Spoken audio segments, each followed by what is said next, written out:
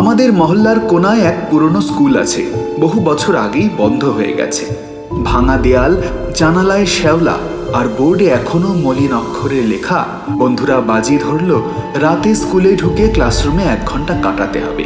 আমি রাজি হলাম। অন্ধকার করিডোরে ঢুকতেই মনে হলো ছোট ছোট পায়ের শব্দ ভেসে আসছে। টর্চ ফেললাম, কিছু নেই। একটা ক্লাসরুমে ঢুকলাম। বেঞ্চ ডেস্ক ভাঙা, আর ব্ল্যাকবোর্ডে চক দিয়ে লেখা, তুমি এসেছো। আমি হতভম্ব হয়ে দাঁড়িয়ে থাকতেই হঠাৎ পিছন থেকে বাচ্চাদের হাসির শব্দ শুনলাম।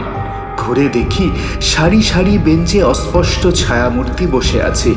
ছোট ছোট হাত একসঙ্গে তালি দিচ্ছে। তারপর দরজা বন্ধ হয়ে গেল। ব্ল্যাকবোর্ডে নিজে থেকে অক্ষর ফুটে উঠল, এবার পড়া শেষ হবে। ছায়াগুলো ধীরে ধীরে বেঞ্চ থেকে নামতে শুরু করলো। তাদের চোখ ফাঁকা, মুখে রক্ত মাখা হাসি। আমি মরিয়া হয়ে জানালার কাঁচ ভেঙে বেরোতে গেলাম।